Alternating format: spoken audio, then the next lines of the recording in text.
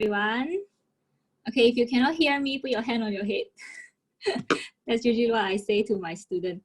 Okay, so thank you, Teacher Pofu, for the introduction. Very interesting introduction. It's totally not what I've written for him. Okay, and he's assisting me in the comfort of his home in Taipei, Taiwan right now. And I would like to thank everyone for taking the time off to attend my sharing. I hope everyone is doing well and staying healthy and safe during this MCO period. I also like to thank my lovely team from Steiner Education, for supporting and organizing this for me, from designing the poster and to proofread my writing, and you know who you are. Thank you, really thank you very much. I'm very happy to be here to share my experiences from what I've observed in Waldorf music, Waldorf education in general, and most importantly, why do I decide to make this switch? As you have heard just now, I actually started my own music school in year 2010. So I actually started from 0 student, and I think about 1.5 hours, the school grew to over 100 students. And despite, okay, so at that time, I think about 11 or 12 teachers working alongside with me. But despite everything going very well, I actually sold my school. And I know a lot of people were very curious and puzzled because they thought it's such a shame that I let go of my business, right? But it is true that managing the business has actually brought a lot of wonderful memories for me, especially I'm working alongside my mom, and the relationships that I've built with all the teachers along the years who watched me grow since day one. And of course, the students and the parents who remain very good friends with me even until now. But it's still a decision I will never regret. And the push factor, I'll just focus on the push factor now. Why why do I decide to make this decision? And of course, what leads to me discovering this Waldorf education. So last time I remember around about the third year of me in the business, I started to feel emotionally overwhelmed. Last time when I started my business, I have this dream of like, I want to spread the love of music, to educate people and things like that. Yeah, like what Teacher Pofu said just now, I'm very young now, so I have all these dreams, big dreams. So, but out of my expectation, I ended up spending a lot of energy to convince or even debate with parents the importance of just getting an instrument for the children to practice, or even simple things like just working alongside with parents, So somehow during that time, the word interest, interest is like the favorite word for everyone, the children and the parent. So like when they want to learn music, they'll come to me and say, oh, I think my girl has this interest and I want to enroll her to the music lesson. And then out of my surprise, interest is also the word that a lot of people use when they decided to stop. It's like, oh, I don't have interest anymore. So I decided to pull out from the music lesson lah. Yeah, so this is usually the case. And a lot of parents that I've encountered have the mentality of only purchasing the instruments when the interest is shown. And that time I was like, how are you going to see the interest? How is it going to develop if you don't buy the instrument in the first place? It just doesn't make sense. But a lot of people actually felt that way. And then it's like, to me, it's like a chicken or egg first kind of theory. And then, so sometimes I start to think, is interest really the culprit here? Because I'm more of a person who lives with the motto, like, if there's a will, there's a way lah, So, and for the record, I actually taught my student who actually been through and graduated, okay, I don't use the word graduate, but she passed grade 8 practical piano exam during the same year that she takes SPM. So SPM is O-level equivalent. So I remember even I myself, I did that when I was young too. So I don't think, yeah. Anyway, so I'm very sure that everyone is familiar with the scenario of children dropping out of music lesson. And you know, okay, so some of you that are not very familiar with the examination system, okay, teacher Pofu, can you show the logo? Yeah, can you show the logo of the examination board? So in Malaysia, we have two very popular examination boards that has been going on for decades. So children, you know, they can take either the ABRSM or the Trinity exam. Not this one, this one later. Yeah, so the ABRSM or the Trinity exam, Trinity College examination. So they are both actually from UK. So of course there are rock schools and you know some of the Australian boards lah. So usually these examination boards, right? They have like grading from grade 1 to 8. So usually grade 8 is, a lot of people consider it the completion of your music study, the basic ones. And of course you can go proceed from there, you can go to diploma and then you can further your studies lah. So usually from my observations over the year, I usually split it into 3 stages, like 3 dropout stages, like common, what I've seen commonly. So the first stage is usually during the early grade, like about grade 1 like that. You know, because, okay, I'm using piano as an example lah, okay? So because when a kid first started music lesson, everything seemed very new and exciting, you know, for the kid. And actually piano relatively is quite easy to pick up because all you need to do is just you sit on the bench and then you strike a key and then a sound will be made. You know, if you compare to string instruments, it is relatively easier to pick up.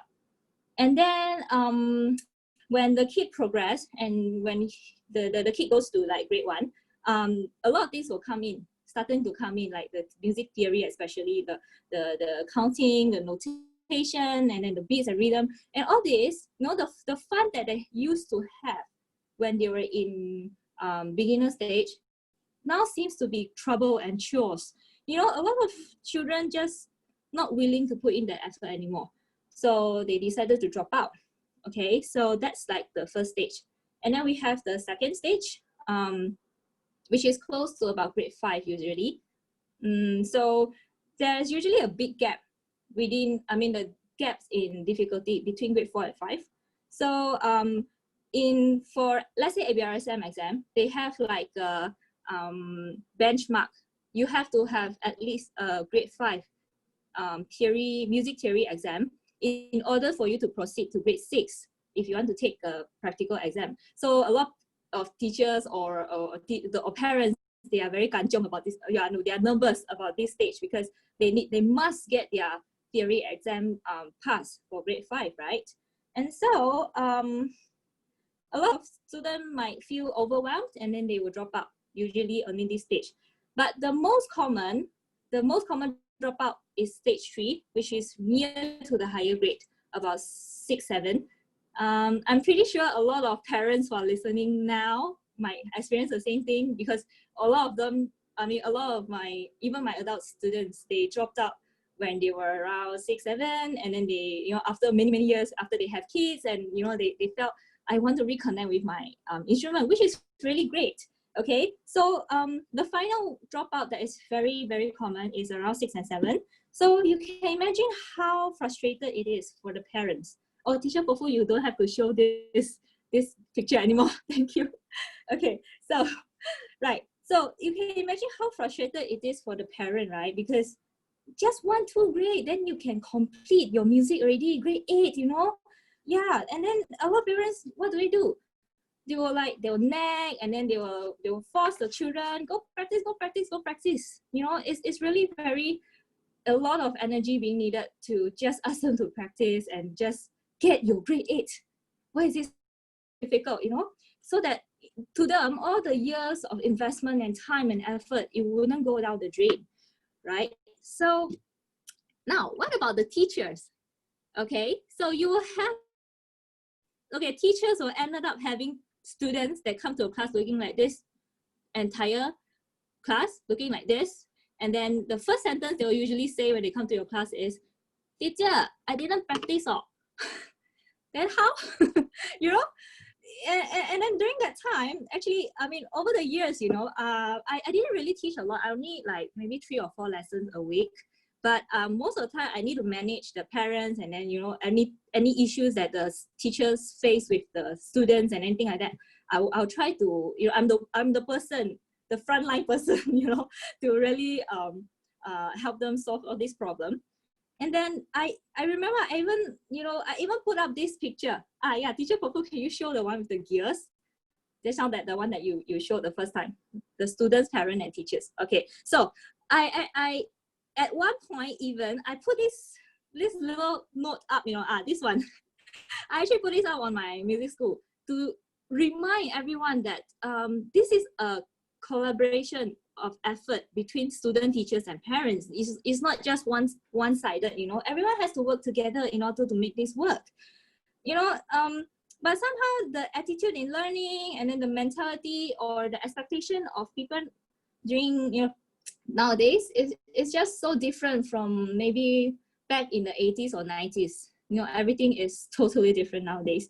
So yeah, imagine I have to deal with all these interesting issues almost every week for 5 to 6 years. You know, I mean, I can continue working in this kind of environment, I mean, for the sake of keeping my business and things like that, but it's really killing my soul. That's what I feel.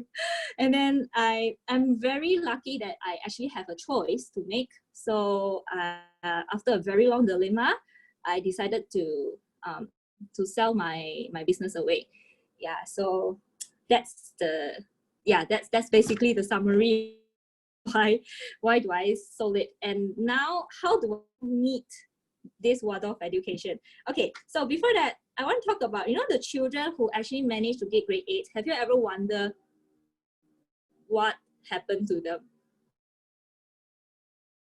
Now also, you know, maybe you have grade 8 in the end, because some of the lucky parents, maybe they manage to work together with the kids, or, you know, eventually they get a grade 8. So what is the next commonly thing that you will see? Like, you know, usually we have parties or gathering, and most of the houses, they have piano, right? So usually when students, I mean, people who have grade 8 or something, they might want to like avoid the piano so that nobody can remember she actually has learned piano at something, and it was like, hey, why not you play something for us? Even with a grade 8 certification, a lot of that's what I heard. A lot of people can't even play one piece out of the, you know, so many years of learning. And some of them, I mean, some of them feel so burnt out and so afraid of the instrument, they don't even want anything to do with it, or they feel, you know, they just have this traumatized feeling towards music in general, which I feel is really a huge shame. Okay, to be fair, learning music isn't all just fun, you know, not la la la and all the time, you know. It's not, because a lot of effort, a lot of dedication, and of course discipline have to be put in to learning music. And I remember I do it since young. I don't remember my mom has to yell at me to practice. I don't know, because I remember there's one thing I remember very clearly, is the sense of satisfaction that I felt after completed a piece of music, especially those very challenging one. I remember I used to like this Richard Clayderman, and then I have this ambitious thinking of I want to complete all of his pieces. You know, that time Richard Clayderman was like my idol. So I have the collection like music sheets from him. So I used to play a lot, and then because really, it really feels really good just after, because you did it all by yourself from whatever the teacher has taught you. Of course, I have very good teachers young. Okay, I don't just with metal ruler that snap your hand when you do a mistake or something like that. But I'm really very lucky. I'm very loving, and you know, the sense of achievement that you feel is really good. You know, and even until now, I still sometimes I play the piano and just to satisfy my, you know, craving or whatever. So but I know that it's true. The world that we used to live in, it doesn't exist anymore. And the kids in this generation, right, they are filled with the advancement of technology and media, and the emphasis of the material world has never been greater.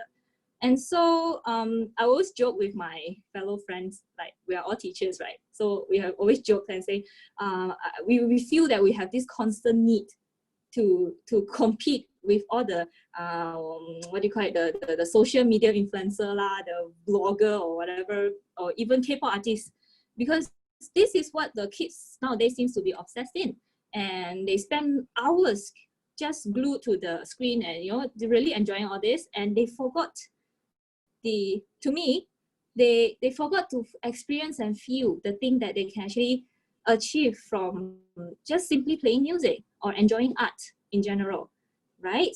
So since then I couldn't stop wondering, why the wheel. I use this word a lot. I use the word wheel a lot because I'll explain later. The will to learn in children nowadays is not as strong anymore.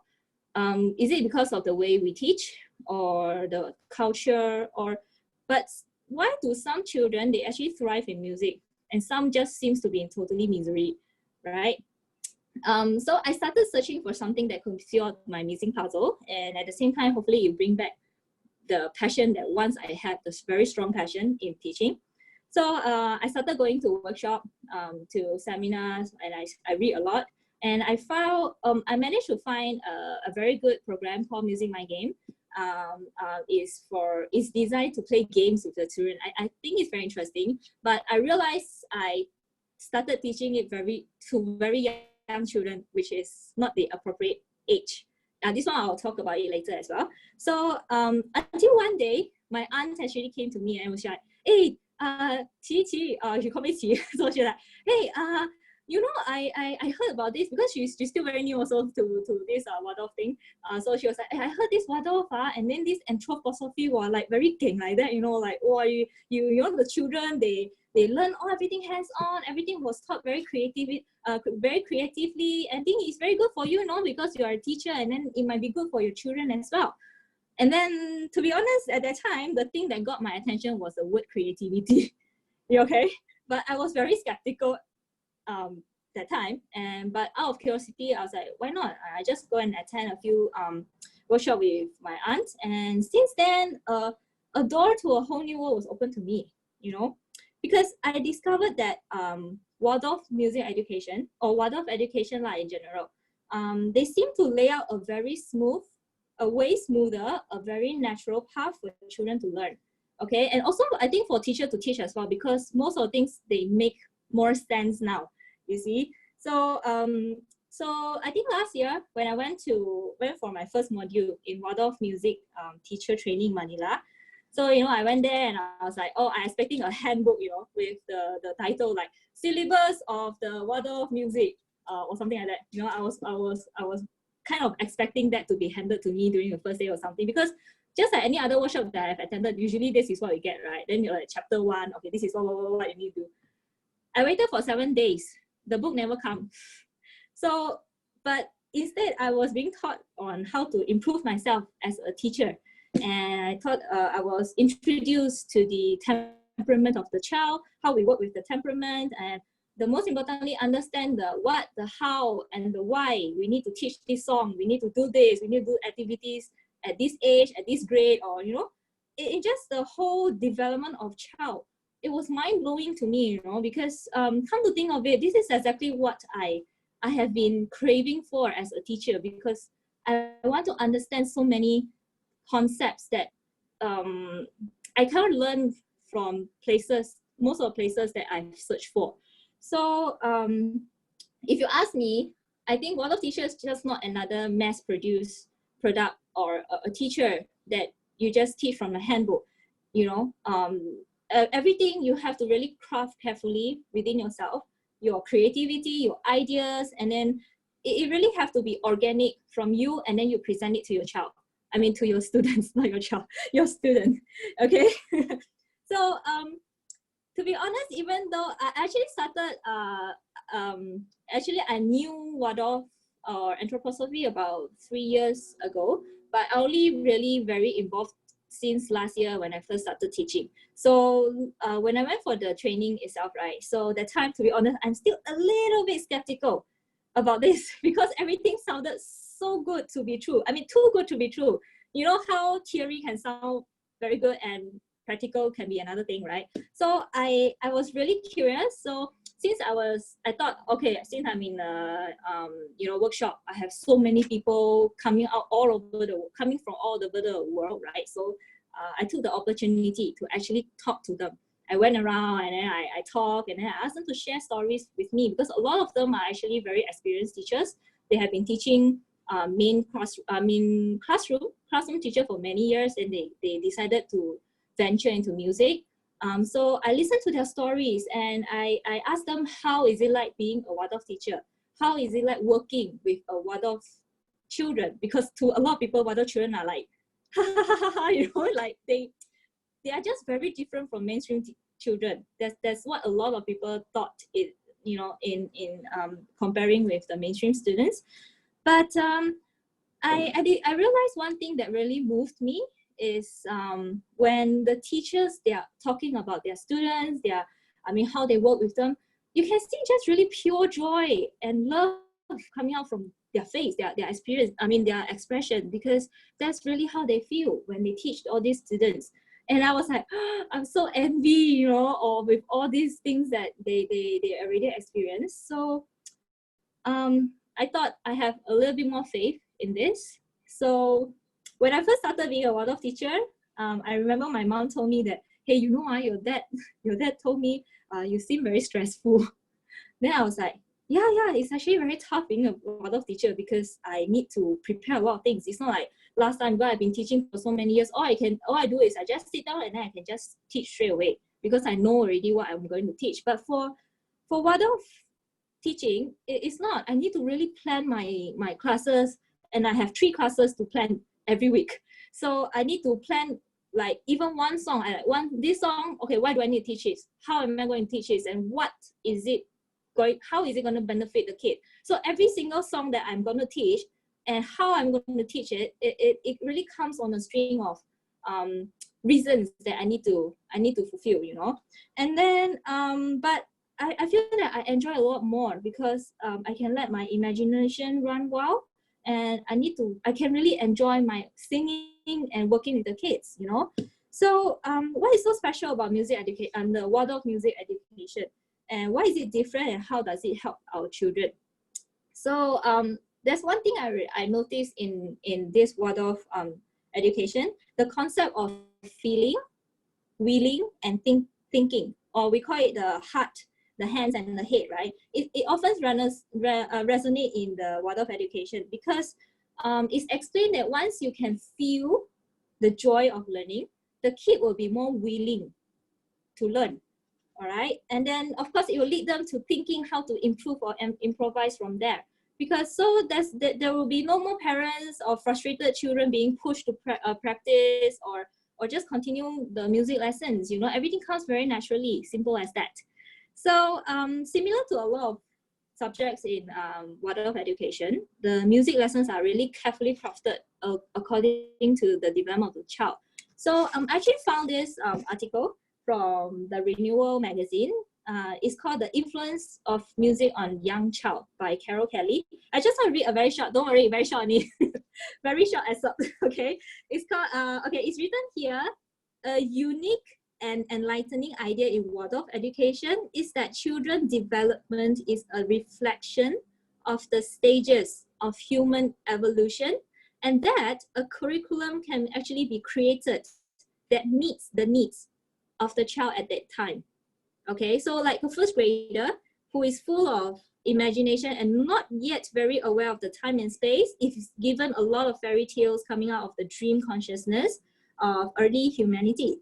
As for the 7th grader, they are inquisitive and ready to step into the world. They learn about explorers, the discoverers, and of course the great artists of the Renaissance period. So these touched those who are us who teach in Waldorf schools see the nourishing pedagogical effects that come about when the child when the child meets the right subject at the right time. I think this is very important. You meet the need of the children at the right time, right? Okay, so I also taken some information from this amazing website, which was created by one of my mentors, Andrea Lyman. It's called the Association for Waldorf Music Education. I think Teacher Bofu will share it on the chat room later. If you are interested to have a look, you can actually click into the link. There are a lot of information about Waldorf Music Education. Okay, so in Waldorf Music Classroom, in the early years, we focus on developing like a solid musical sense. It's actually same as other music class that you have. It's just that the way it was being taught is very different. Okay, so of course we have to focus on the melody, the tempo, the rhythm, the beat, you know, in music, the fundamental essence. But most importantly, our students, they learn it experientially through music activities, storytelling. I think this is very helpful for the children, especially young ones. And these things help children recognize all the musical concepts, which later will be applied in notation instead of the other way around. Yeah, okay. So people around me, they're always curious and say, how come you need to teach drawing? Aren't you a music teacher? You know? And I'll be like, not only drawing, I also teach body, I also teach movement, I teach finger play, and I do a lot of singing and storytelling. Okay, so now I know I've been talking a lot, and to avoid everyone from falling asleep, I would like to have a little activity for everyone. So this one is just to give you a glimpse on how my class is conducted. I know we are in a virtual space, so I actually adjusted a little bit to fit this space. So if you want, you can actually share your video so I can see everyone's lovely face. Okay, we're gonna do this little activity together. All I need is your hands. Okay, like that. Okay. Okay, hold on, let me take a seat. Hi. Yeah, don't be shy. Just yes, I want to see everyone's face. I know.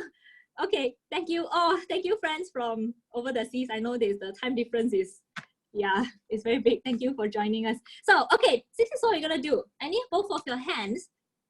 This is finger play. Okay, I realized something very interesting about this, because in Waldorf education, we do a lot of finger play, which stimulates the hand-eye coordination. Because for me, I always thought hand-eye coordination only happens for, like, you know, those infant or toddler. But I didn't know we can actually do this even for old people. So I need both of your hands. So this is what you're gonna do. Okay, very easy. This is for grade 1 actually. So when you open your hand, you have to close your mouth. When you open your mouth, you have to close your hand. That's it. Okay, let's do it 5 times like this. Okay, so let's close our mouth first.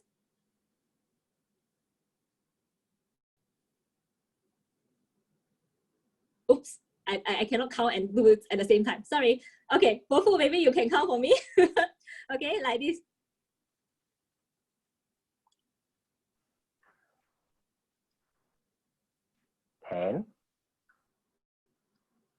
Okay, 5 times. Okay, now you do it on your own. Okay, ready? Okay, we start with palms open. Okay, so ready, go. 1, 2, 3, 4, 5. Once I caught a fish alive. Yes, 6, 7, 8, 9, 10. Then I let it go again. Okay, of course I won't sing so fast for grade 1. Okay, but you get an idea. This is just hand and mouth. What happens if you do with feet and your hand, or even your eyes and your mouth? That's the hardest. I tried before. You can try it when you are free. Your eyes have to close and then your mouth have to open, and then the other way around, you switch. Okay, this is for grade 1. Okay, another thing is, let's try another one. Okay, I need 2 thumbs to meet each other like this. Okay, right. Okay, so this is very easy. Okay, I'm gonna sing. You just follow me. You don't have to sing with me because I'm sure a lot of them, yeah, a lot of you don't know this song. Okay, so round and round we must go.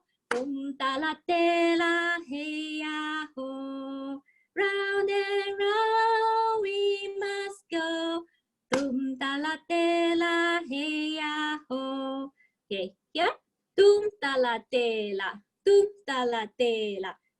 Ta la te la. Clap. Hey ya ho. One more time. Ta la te la. Ta la te la. Ta la te la. Hey ya ho. 2 by 2 we must go. Ta la te la. Hey ya ho. 2 by 2 we must go. tum ta la te la, hey ya ho. Okay, I go faster, yeah. Tum ta la te la, tum ta la te la, tum ta la te la, hey ya ho. Tum ta la te la, tum ta la te la, tum ta la te la, hey ya ho. Okay, last one. 5 by 5 we must go. Tum ta la te la, hey ya ho. 5 by 5 we must go. Tum ta la te la, hey ya ho. Okay, wow. Okay, I should do this. Well done. Okay, this is what I do with my kids, children. Okay, this is actually for grade 2. Right, if you notice just now, I use my finger. Of course, in the same class, I wouldn't do so much lah, because now I'm just doing a demo. So I have all these fingers, right? If you realize, they're actually learning mathematics at the same time. Because for 5, it can be like this. For 5, it can be like this. It can be like this. And you can see the children, right? They can do it very fast. They can straight away, you know, even when I'm singing at the same time, they can just do it straight away. And I can go any numbers, of course, within the 10 fingers lah. Yeah, I can go any numbers that I want, as long as they, you know, within their capability of doing it. So this is another small activity. And now I will show you.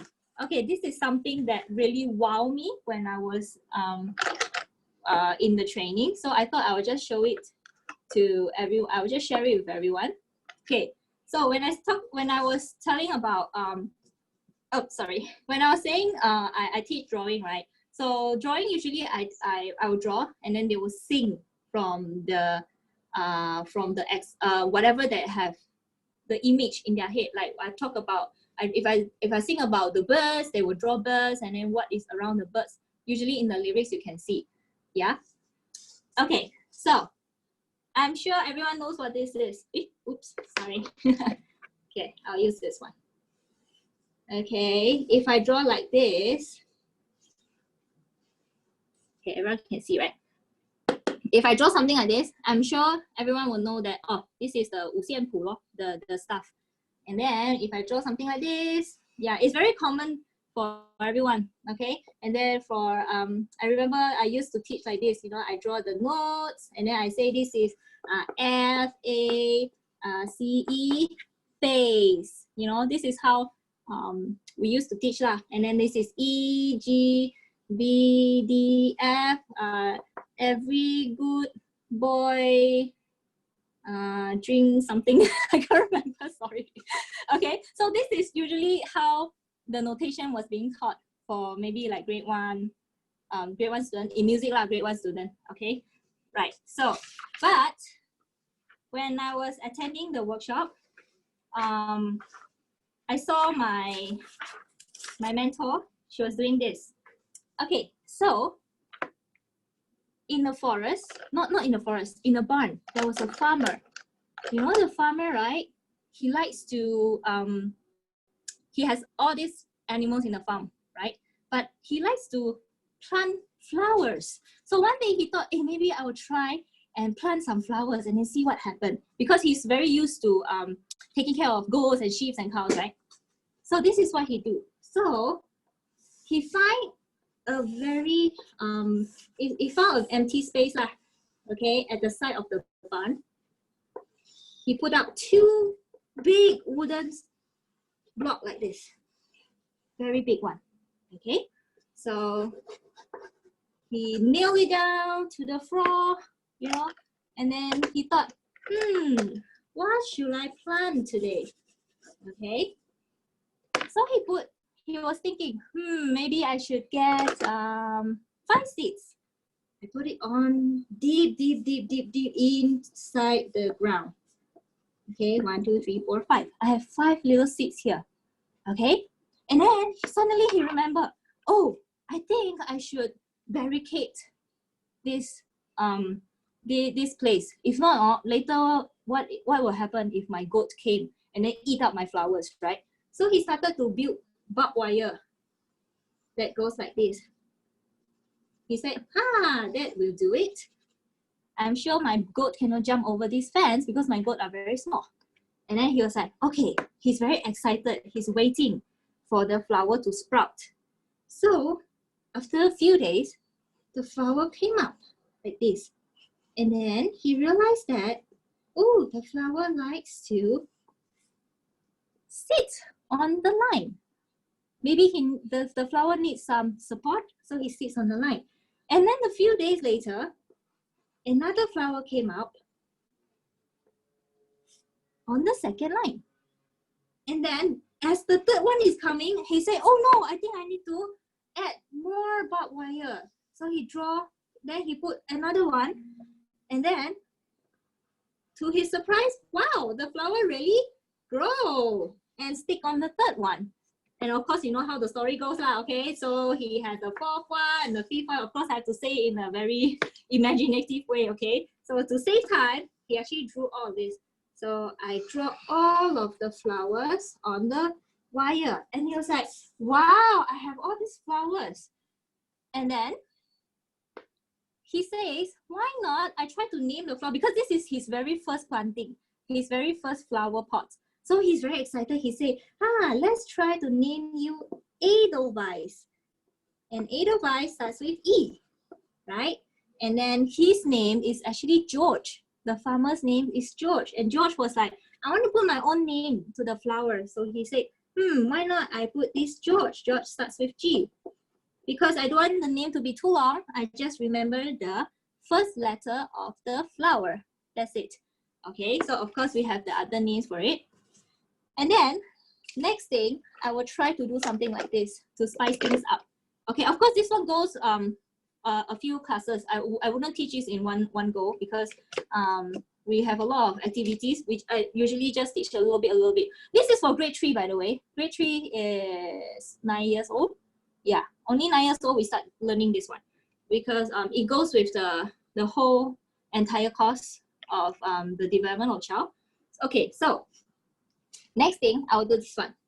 I will say, I was trying to I try to draw this one. Okay, by the way, I'm not very good at drawing, yeah, because only after I started teaching Waldorf education, only I started drawing again.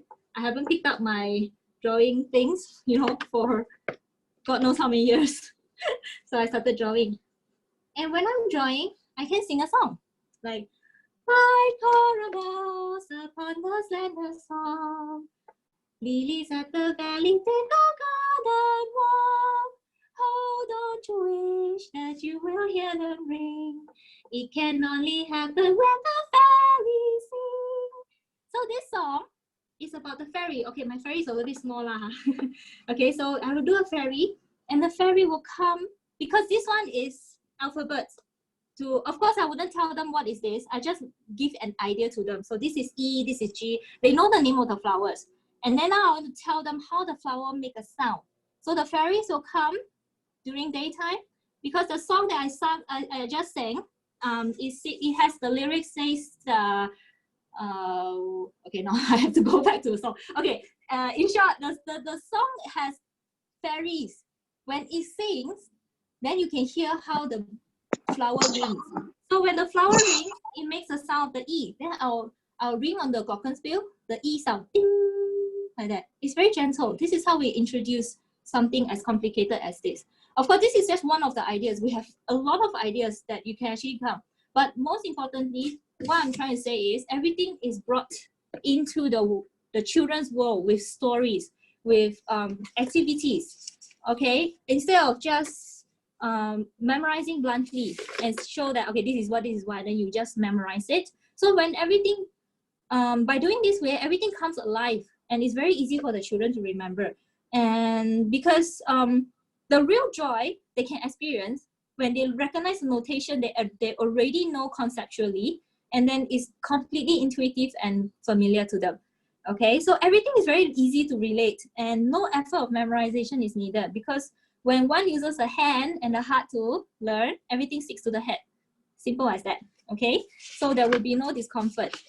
Okay, so I think another reason why Waldorf children they experience such joy in learning or even music reading, because it was introduced at the right time. I used to teach children as young as 1.5 years old. Okay, I always joke to my colleague that after understanding the development of a child, I think that I kind of ruin a lot of children's senses, you know. But generally, you know, the Waldorf education, we recommend that we wait until the child has gone through the 9-year change, okay? So that when the stage of development where the child shifts dramatically from his or her own awareness of the self to the relationship to the world. So when this whole 9-year change progress is completed, then it is easier to introduce music lesson, individual instrument learning music lessons, okay? Because developmentally, the children around this age, right, they begin to see the world a bit more abstractly, and they became ready to have more of an objective relationship with their surroundings, okay? So this is a very natural time to delve into notation, which is after all an objective representation of a body and soul and spirit experience. Okay, so for very formal or individual lesson, right, if you wait until this stage of development, after the children has come into this stage of development, it will allow a healthier integration for most focused practicing the conscious self-assessment and abstract reading from sound, like sound that we hear, and then how do you convert into symbols? And most importantly, the structure of self-discipline. This is very important because they have the self-discipline to actually do it already because they are mature enough. So if you're bringing all these too soon, this thing can harden, and then you hinder the nature and the organic development of the certain forces in the kid. So it's best then if before 10 years old, just let the kid play freely with the instrument, improvising and creating experiment with the sound, you know, just to let them play freely. So for children below 10 years old, which is the one that I'm teaching, grade 1 to 3, 7 to 9 years old, the school will learn, the children will learn how to play the flute. So this is the flute that they will play in the class. So this is a Korai wooden flute. So this is something very special in the Waldorf education. So you know, last time when I was in my music school, right, you can see a lot of children, they don't have this bonding with their instrument. It's only right until I really observe my friends' lessons in the Waldorf school, then I see how the children really bond with their instrument. Can you guess what is the most abused instrument that when I was in my music school? The most abused instrument that I've seen is the violin, you know? And you know, I've always envied a violinist because violin, you can actually literally bring them everywhere, and they grow with the student because as you grow up, you have to change the size, right? So it's something, to me, is very, very close to you. And yet, it's the most abused instrument that I've ever seen. You know why? Because after the class, the children would drag the violin out, and then they would just chuck it at the sofa. And then I always need to order extra bow or the bridge, you know, the bridge between the on the violin, because those are the things that always break. Okay. And at that time, I thought, oh yeah, children is children lah, you know, they are too young, maybe they don't understand yet or anything like that. But I was very surprised until I started teaching in Waldorf school, or even before I started teaching Waldorf school, I went to observe my friends teaching the classes. You can see how they take care of their instrument, as simple as this, just a piece of wood like that. They really take a very good care of their instrument. And then I realized it's not just this. All of the things that they own, from the crayon block, from the beeswax, what do you call it? I can't remember.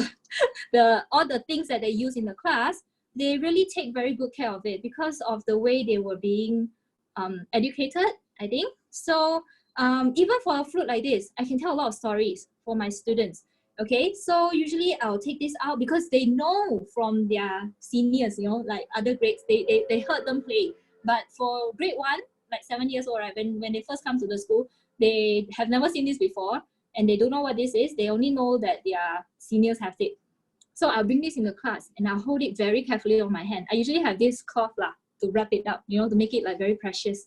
And I'll tell them, yes, beeswax modeling. Thank you, Zihui. Yeah.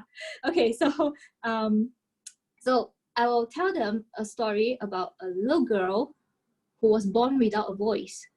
So the little girl, she cannot talk, right? So she cannot make any friends because a lot of children, they don't know how to communicate with her. So she's always very lonely. and she has a father who is a carpenter. He really loves his little girl, and he always make like very cute little elephant out of the woods, or out from wood, and give it to her, but it's just not enough. So one day, this little this carpenter, he went to the woods, and he heard some sound coming out from the wood, a sound that he has never heard of. So he found a piece of wood on the floor with holes on it. It's a pear tree, by the way. Okay, this is made of pear. This is a real pear wood from pear wood. So I usually use the tree. So I say the wood is making sound. When the wind blows, the holes make like sounds. So he quickly take that and make it into a flute. Okay, so that's like the summarize of the story that I tell. And then I'll keep the flute. And then 1 week later, I'll bring it out again. Okay, and I'll say, okay, this flute is made out of a pear tree. So I'll hand it up to the children, and they will look at the wood, because no two flutes have the exact same pattern. Everyone has a different grain, they have a different color, and even different smell. Some of them tell me. Okay, so teacher Popo, can you show the picture of the owl? Okay, so look at mine. This is, I call it the tiger. I call it tiger because it has stripes. So this is my tiger. Okay, right. So I will just create this suspension and let the story sink into the kid. Okay, so if you imagine, after a few weeks of suspension, I think all of the kids will look like this. Yeah, you see your all the little. I found this on the website the other day, and I thought it's very relevant. They really look like this. They're like very excited, and they want to really just hold and play with it. And then, no, I don't let them do it. I'll just keep it. And then I think usually on the 3rd week, I'll let them really have a sound and blow it and see how it sounds like. So this is how we actually create the sense of bonding. Because once you have the bonding with the instrument, I think you really take good care of it, and you really want to play with it, want to spend time with it. So I think this is something that I really appreciate. And most importantly, I have this incident where the student accidentally dropped the flute, right? Because I told them about the magical birds that live inside, all these little birds. So the birds will make a sound. So when you actually blow, the magical birds will create the music with you, okay? So the kids, right, when this thing dropped, when the flute actually dropped on the floor, they'll quickly pick it up, and everyone's like, oh!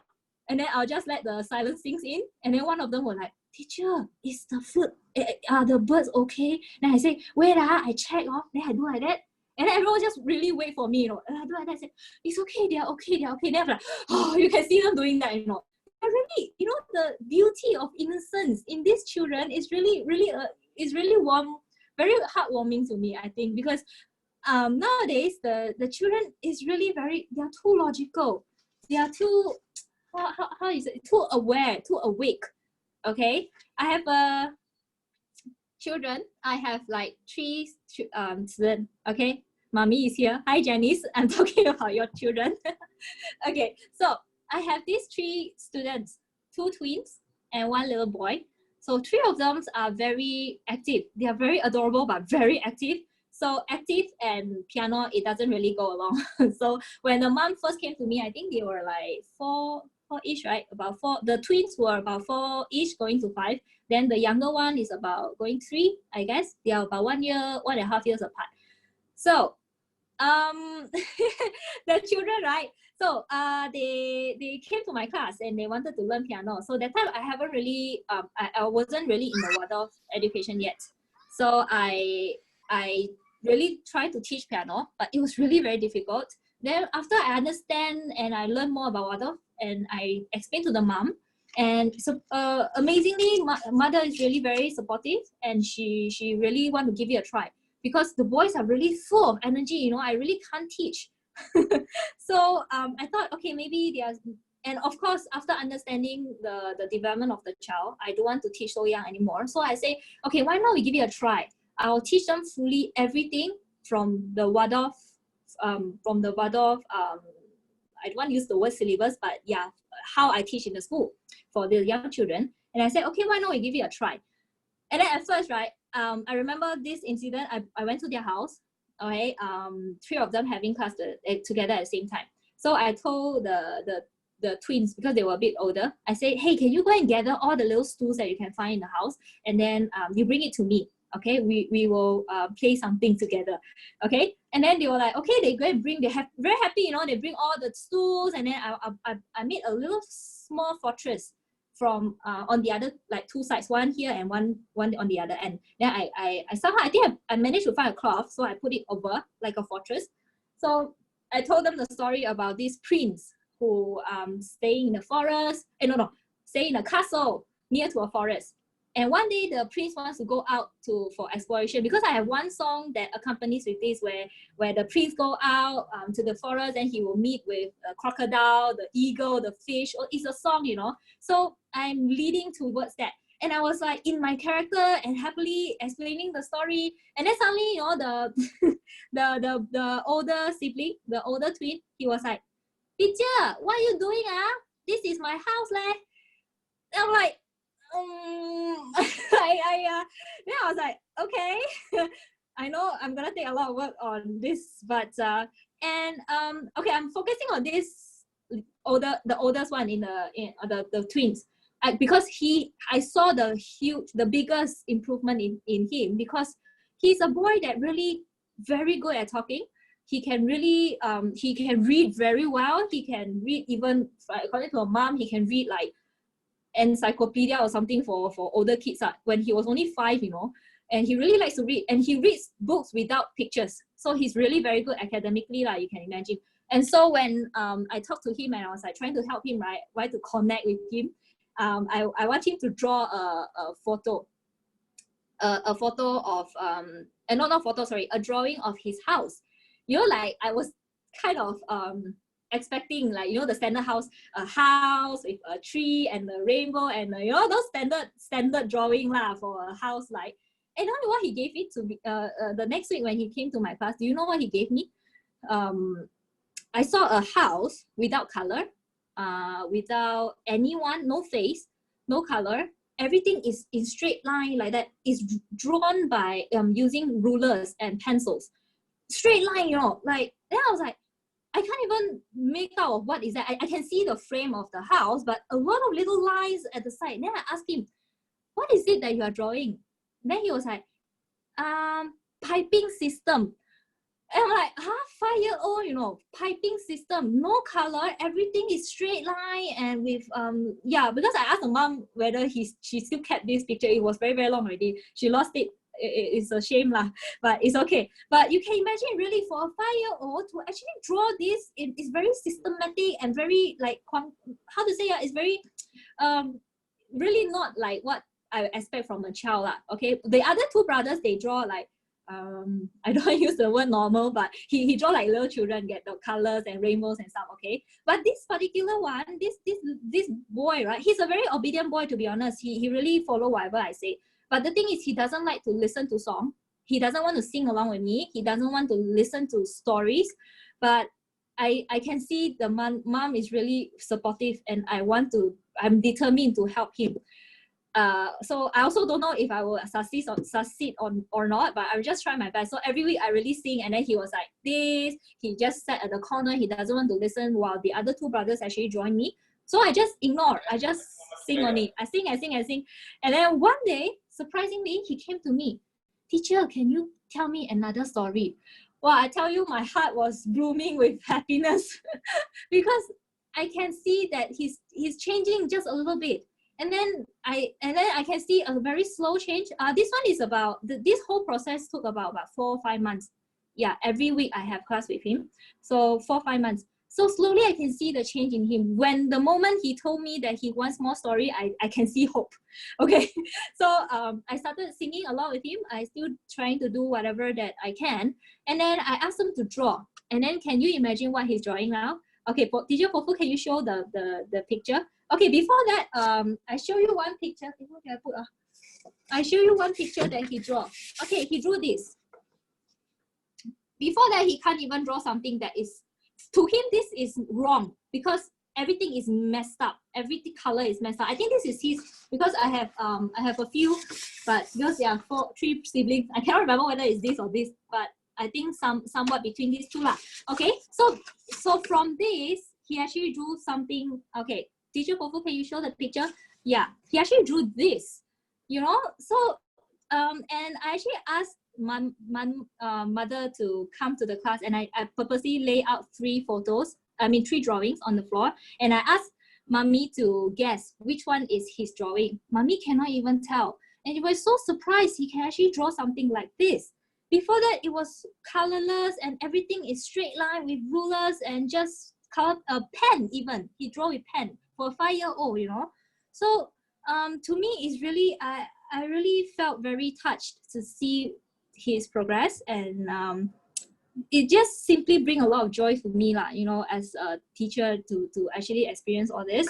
So so since then, I sometimes I even joke with my friends, say, hey, if you feel burnt out teaching piano or something, you come and be a Waldorf teacher, then you can feel the fun and the experience that I've been experiencing. You know, it is just pure joy for me to see the kid really grow from something, you know, so different, and slowly grows up to this stage. And this is the picture that he drew before the MCO started, so I haven't seen them for 2 months plus already. So yeah, so hopefully everything will be over soon and we can meet up with our meet up with our students. So yeah, so this is my story, and this is why I decided to be a Waldorf teacher. And okay, so I want to thank everyone again for listening to my sharing. Okay, thank you, especially those in overseas with time difference. I know it's very early that you have to get up, because my friends are actually supporting me, because this is my very first public speaking. So, you know, I was so, I think I'm very kanchong, you know, very nervous. So I went to the toilet many times this morning. So now I can finally catch up on the at least 5 days of sleep that I have missed. Okay, so and then I want to thank my husband. I don't know whether he's listening or not, for renting me. I mean, not renting lah. Okay, for let me borrow his devices. You know, yeah. And then hopefully my sharing can get some questions answered, and I hope that I get to inspire some people. I mean, people to be brave and get out of your comfort zone and discover something new. Okay, so because who knows what is waiting for you on the other side of the door, right? So thank you very much. I'll pass it back to Teacher Pofu. Okay.